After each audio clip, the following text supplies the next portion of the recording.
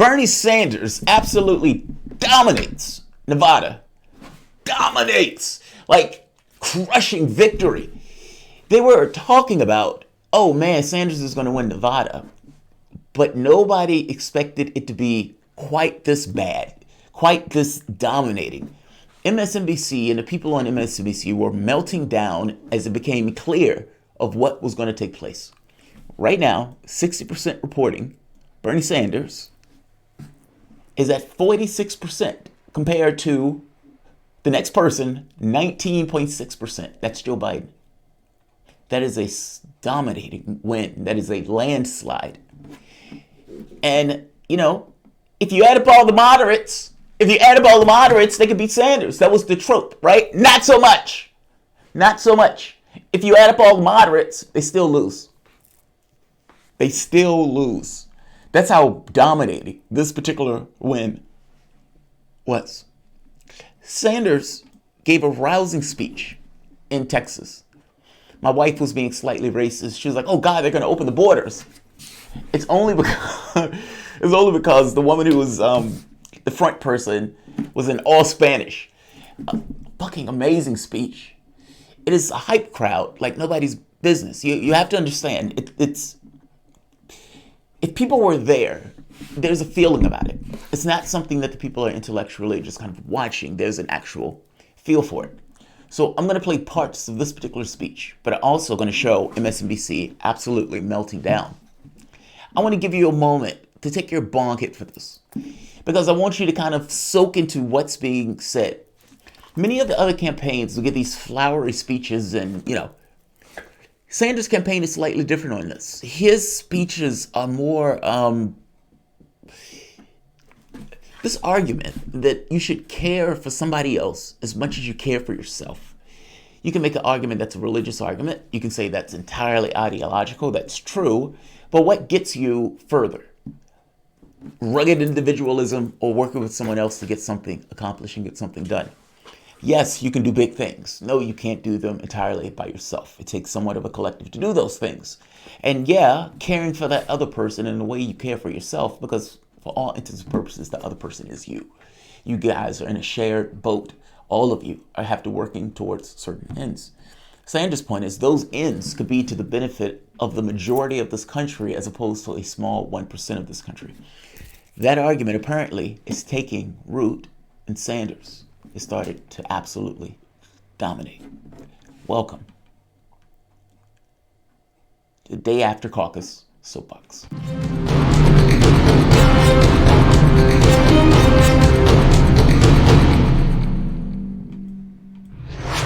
My name is Jamal Thomas. This is the Progressive Soapbox.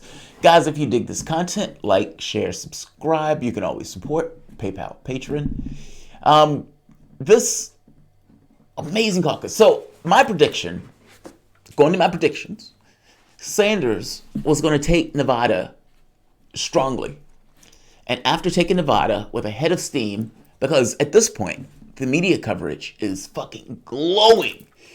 You must understand, yes, MSNBC is slandering Sanders, and the slanders are getting that much more overt as they see him just kind of barreling through, unimpeded by anything that gets in his way. They're freaking out over that. Chris Matthews, particularly, is freaking out over that. But you must understand, he is going to get coverage from, wow, this guy blew out all of these people. And every so often within the coverage, you have this kind of moment of awareness where they're like Van Jones making a point. We blocked him out. Meaning we tried to pretend that the guy didn't exist and the guy was still growing despite us blocking him out. And now he looks unstoppable. Pete Buttigieg sends out a flare. Sanders may be unstoppable. Yes, Pete, Sanders may be unstoppable. He is effectively going to burrow into South Carolina with a massive head of steam. You don't believe me? Take a look at this. This is the latest poll. South Carolina. That's not the latest poll. This picture just makes me laugh. That's Pete. That's Pete Buttigieg. Right here. 56.1%. They called it with like 4%. Yeah, there was 4% in, they called it. That's how dominating the win was. That's how overpowering that win was. I'm looking for the very specific poll. All right, I need to find that. But basically, it's a South Carolina poll that gets across right here. CBS, YouGov poll. YouGov polls don't tend to do well for Sanders. But look at this. Up 8 points. This is South Carolina. Sanders is at 21%, Biden 28%. Now, they're probably giving you since November because Trump, Joe Biden was dominating so much in South Carolina. Joe Biden was up by a massive, massive margin in South Carolina. That's the reason Joe Biden went to South Carolina as his last stand. Joe Biden has lost 17 points since November. Sanders has gained 8. He's only 5 points away from Joe Biden. He's only 5 points away. And that's 5 points away going in after a massive landslide win where all the media coverage is going to be talking about Sanders.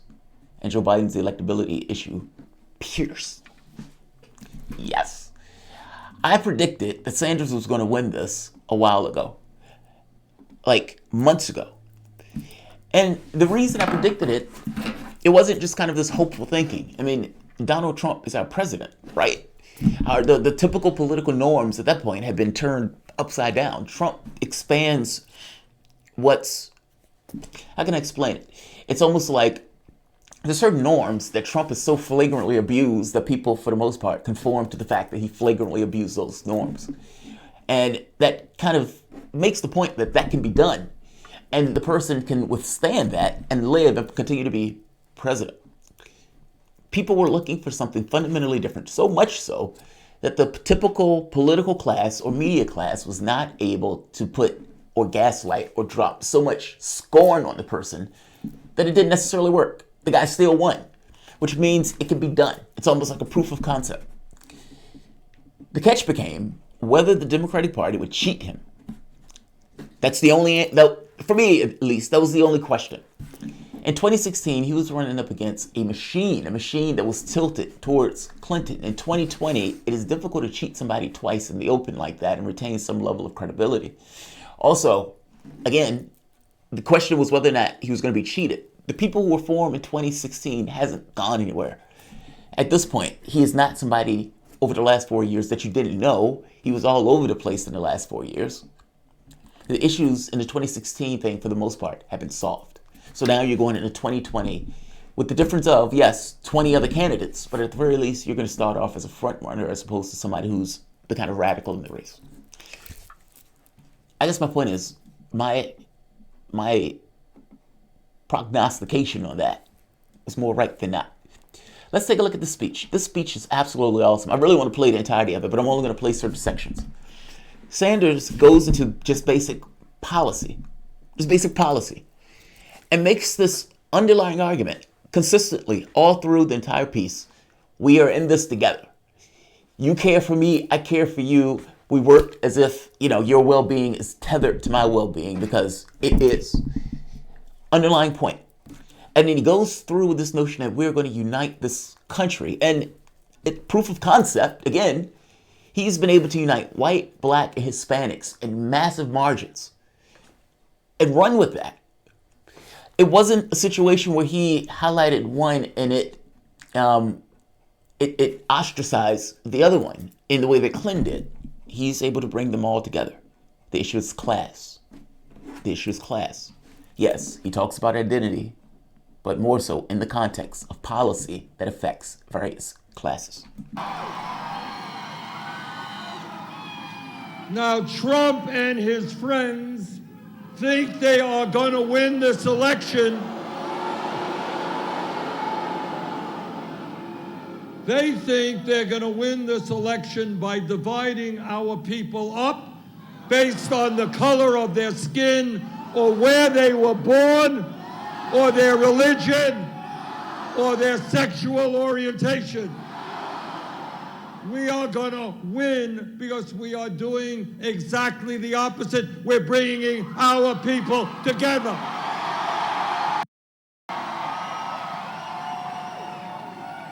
All over this country, workers are sick and tired of earning starvation wages.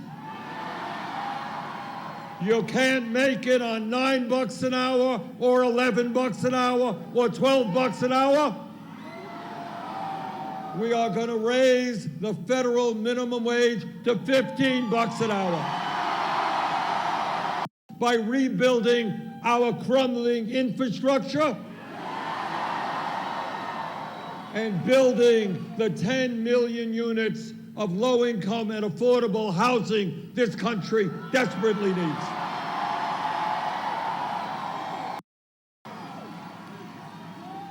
And because we believe in education, we believe that all of our people, regardless of their income, are entitled to a higher education. And that is why we're going to make public colleges and universities tuition free.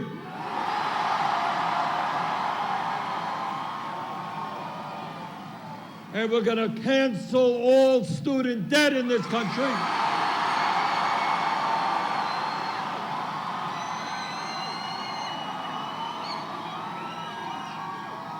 By imposing a modest tax on Wall Street speculation.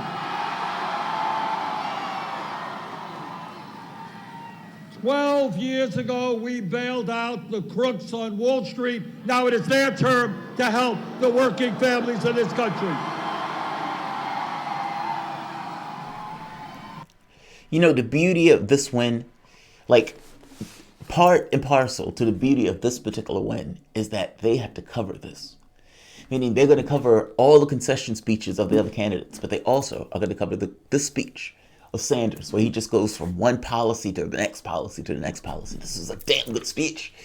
And even before the speech, you should have seen the people that were out there as his hype people. That, in and of itself, was fucking phenomenal. Some people don't necessarily get it.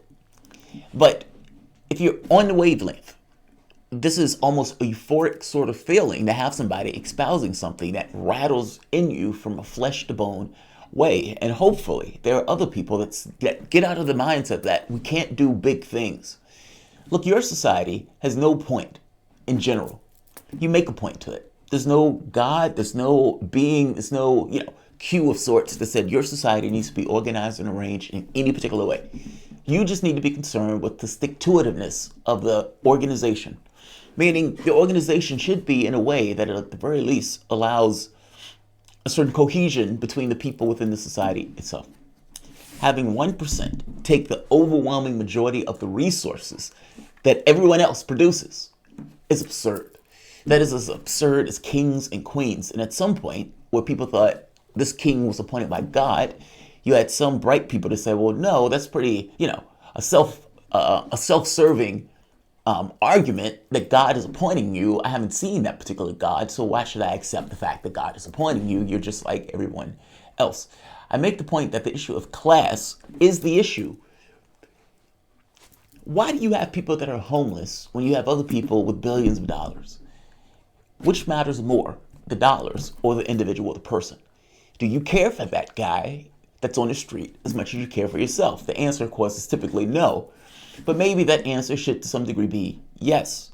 I agree that's an ideological point of view, but isn't that an ideological point of view that is to the benefit of the 99% of this country? Yes, I accept the point of view that is to the benefit of the masses. And together, we are going to end the international embarrassment of the United States of America, our great country, being the only major country on earth not to guarantee health care to all people.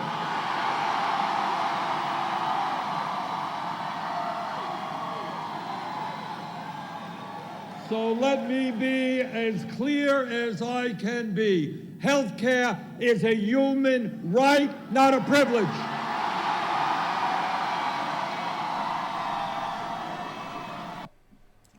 If you could just do two things, just two things. Get rid of debt from the standpoint of healthcare and get rid of debt from the standpoint of going to school, meaning higher education. Think about what that does.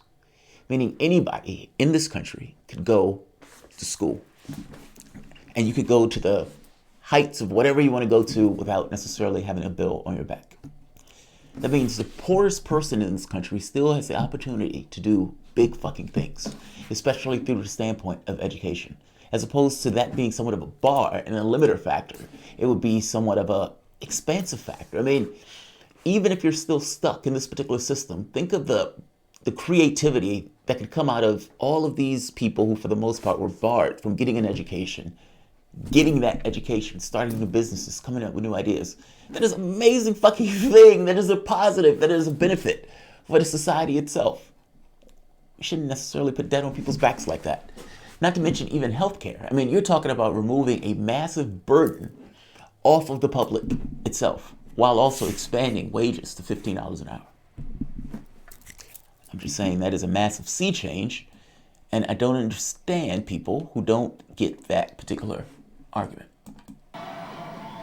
We are going to end the absurd situation in which we now are spending twice as much per person on health care as the people of any other country, yet 87 million of us are uninsured or underinsured. 30,000 die each year, and 500,000 people go bankrupt because of medically related debt. And my promise to you is that I will never nominate anybody to the Supreme Court or the federal bench who is not 100% pro Roe v. Wade. We will codify Roe v. Wade, put it into law, and we will significantly expand funding for Planned Parenthood.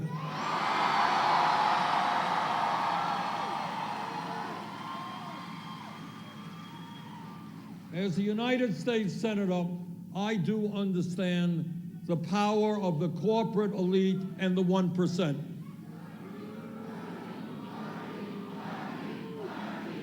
They have literally unlimited amounts of money.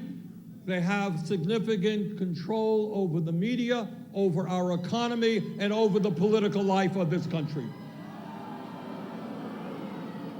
But at the end of the day, the 1% is 1%. Now, I don't have a PhD in mathematics, but I do know that 99% is a heck of a lot bigger number than 1%.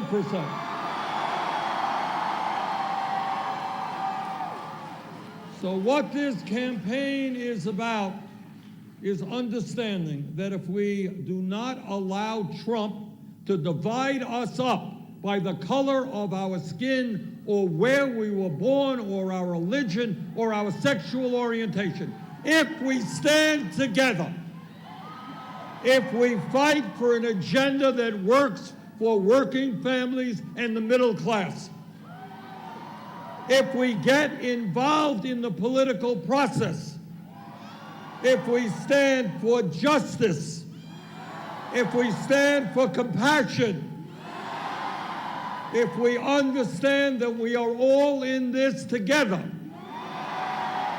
that my family has to care about your family cares about my family.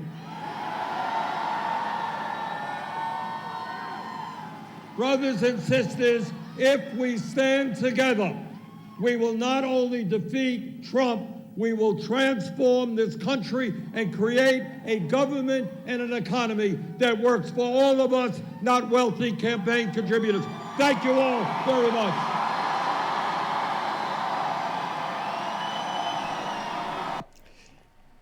Hopefully, media covered that speech. Hopefully, they covered that speech. Now, let's get to media for the moment. What do you think was taking place on the various media networks as Sanders was doing his thing in Nevada? Take a look at this. So this is Carville, MSNBC. Basically, what does the Democratic Party think about this? The only reason, why would Vladimir Putin be helping Bernie Sanders? Of course, because he wants Donald Trump to win. The only reason Vladimir Putin is helping Bernie Sanders is because he wants Trump to win. That's okay. Yeah, that's great. All right. Let's hear Chris Matthews. Democratic. Foaming at the mouth, freaking out I'm on live television, right here. wondering whether the Democratic moderates want Bernie Sanders to be president. I mean, that's been. Come on, Chris. Come on. He said the Democratic moderates want. Maybe too exciting a question to raise. They don't like Trump at all. Do they want Bernie Sanders to take over the Democratic Party in perpetuity? Well, I mean, he takes it over. He sets the direction for the future of the party. Maybe they'd rather wait 4 years and put it in a Democrat that they like. Out of left field. I'm wondering whether the Democratic moderate. He said the Democratic moderate. I got to be honest. I don't understand what Chris Matthews is entirely saying here. Let's try to hear this one more time. Want Bernie Sanders to be president. I mean, that's maybe too exciting a question to raise. They don't like Trump at all. Do they want Bernie Sanders to take over the Democratic Party in perpetuity? Well, I mean, he takes it over. He sets the direction for the future of the party. Maybe they'd rather wait 4 years and put it in a Democrat that they like. Oh, I see. Maybe they'd rather wait 4 years and put it in a Democrat that they like. Effectively, lose to Trump. Oh, man. Chris Matthews is basically saying, would the Democratic Party be better off losing to Trump and then putting somebody in after Trump as opposed to having Bernie Sanders just take over the party? Meaning, in perpetuity, what Chris Matthews is saying, if Bernie Sanders takes it, in perpetuity, the Democratic Party, for the foreseeable future, will look more like him. Effectively more like an FDR party as opposed to this kind of neoliberal party that it is now. Wow. I told you they would rather lose to Trump than win with Sanders. They've also started Russiagate 2.0, this time though aimed at Bernie Sanders. Vladimir Putin is supposedly helping Bernie Sanders and Donald Trump. So Senator Sanders was briefed a month ago, that Russia is trying to interfere and wants to poise Sanders so that he were to win the nomination. Do you believe he had any kind of obligation to publicize that, to share it, if not even with his supporters or campaign, then the general public? Now, basically, her question, keep in mind, questions are framing. It's the questions are specific. They're asked from somebody with a certain either agenda or point of view that they want to kind of get across from the other person. Sometimes the other person disagrees, sometimes the person agrees. But in this case, the framing of it is Bernie Sanders was briefed that Vladimir Putin was trying to help him win the election. Shouldn't he have told? As if there's some scandalous thing here. There's no scandalous thing here. It's bullshit. This is coming out entirely because they're freaking out about Sanders in the same way they were freaking out about Trump. So now they've deployed Russiagate 2.0 part D. Hopefully, at some point, people are bright enough to see that they're being psyoped. That in the first time around, Mueller couldn't find the goods, which showed that there was no coordination between the two. They were arguing that Facebook and Twitter ads, 50% that took place after the election, was Russia interference. It's nonsense. I'm sorry, I don't buy it. But even if it's true that Facebook and Twitter ads was being used for that, Hillary Clinton had $1 billion. Think about the amount of money she was spending on Twitter trolls, she was spending in order to get journalists, publicity, all of those things. The notion that overwhelming majority of ads that took place after the election influenced the election is nonsense to me. I'm sorry. I hope people are smarter than that. Some are not. I hope the most are. At the very least, I do hope they see the similar tactic of Russiagate 2.0. It's like, isn't it curious that they didn't like Trump and then it went after Trump and now they don't like Sanders and Russiagate is now going for Sanders? Hopefully people are brighter than that. Chris Matthews, Meltdown. The name of the game, it is pretty much over unless that changes. I was reading last night, Brian, I know you're a history guy too. I'm reading last night about the fall of France in the summer of 1940. And the General Renault calls up Churchill and says, it's over. And Churchill said, how can it be? He is comparing the Nazis overrunning France. The Nazis overrunning France with Bernie Sanders taking this nomination. Think about how vile that is. How does he keep his job after that? Sanders' family was killed by the Nazis. You must understand. And so the notion that he's saying this against a Jew is mind-blowing.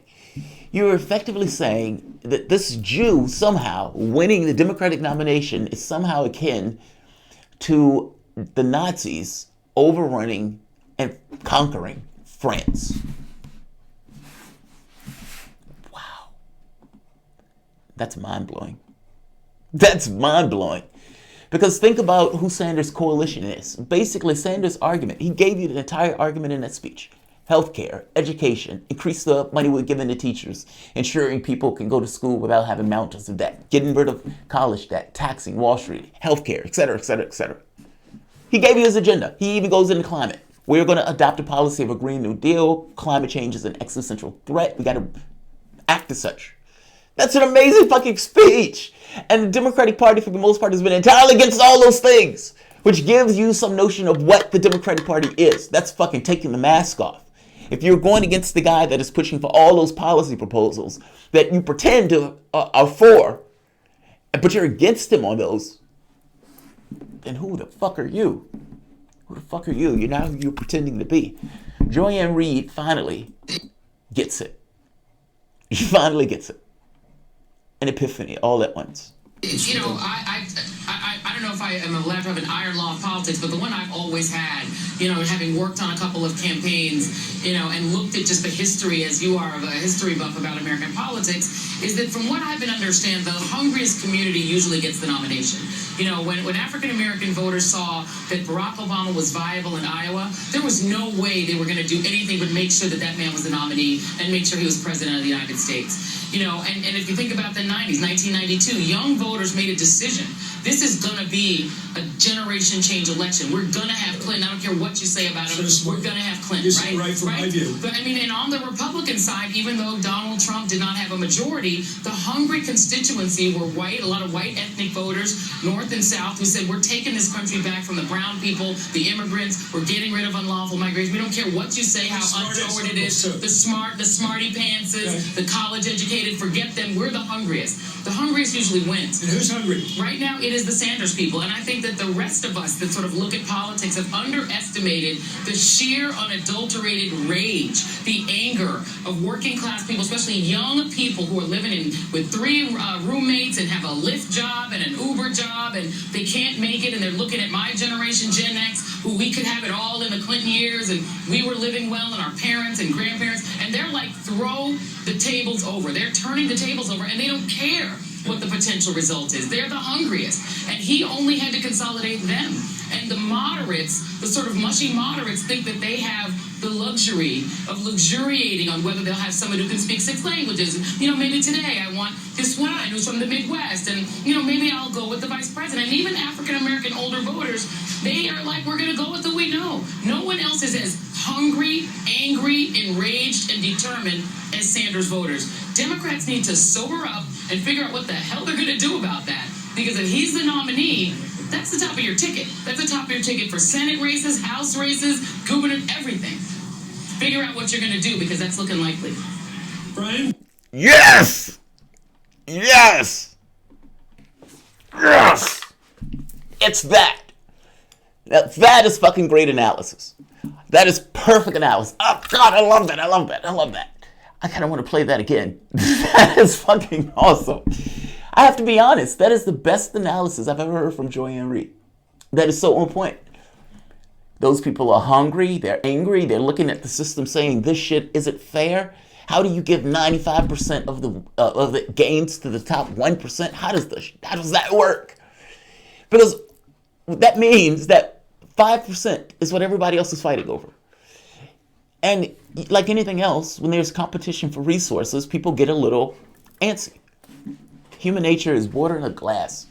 We always think, oh, people are X. And we never quite take the system that those people are in when we're considering how people are. The system matters. Your environment directly influences behavior. This is fucking awesome.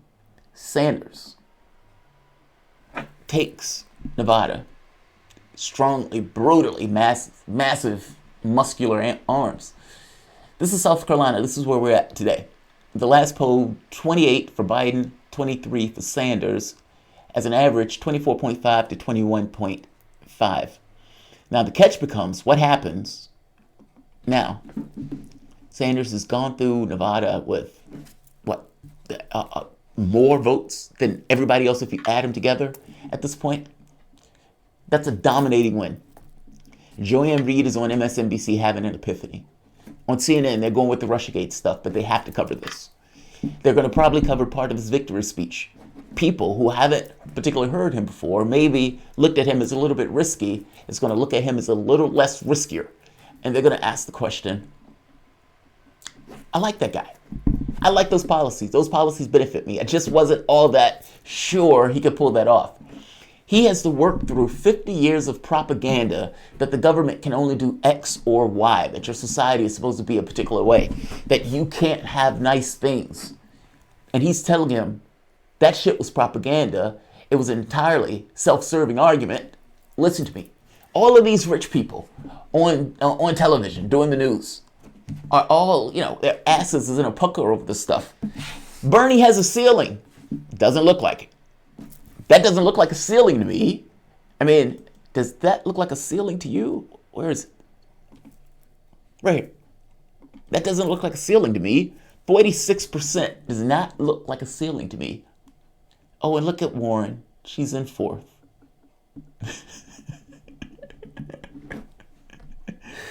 She's in fourth. Take a bong hit for that, too. Just let that shit marinate. The thing is, Warren is going after Bloomberg big time. She's been hitting him big time. Old gringo, because you have a Pickle Rick action figure. Yes, I have a Pickle Rick action figure. I think my wife got it for my birthday. All right. Like, share, subscribe. Bernie Sanders takes Nevada. Fucking awesome. My prediction is he's going to take South Carolina also. Bernie has a ceiling, but not a drop ceiling. Right. Kevin McCaplin. Yeah, I mean, look, everyone has a ceiling. Nobody's getting 70%. So let's, put that shit in perspective. He's dominating. He's clearly has a coalition. His people are clearly hungry or thirsty. I like to say thirsty because you can go hungry for a long time. Thirst is different. He's winning. I guess that's kind of my point. There's nobody else. Who's the other person? It's not going to be Bloomberg after that last debate. Can you really see Elizabeth Warren or Joe Biden at this point really posing a serious threat? I mean, he's just going through these states. If he takes South Carolina, that head of steam is going to be unbearable. Uncle Brother, what's going on, Uncle Brother? Now, that's the Joy Reid I came to appreciate when I first came on the scene. Yes, what she had become in recent days was nauseating, disgusting sellout. Yeah, Uncle Brother, I agree with you, man. During the Bush era, I saw her differently. And then, you see her on MSNBC today, and it's like, oh, God, who the fuck is this person? That analysis was on point. She nailed it. She nailed it. All right. He's turning the tables over. I love that. She's turning the tables over. Like, share, subscribe. We're going to win this.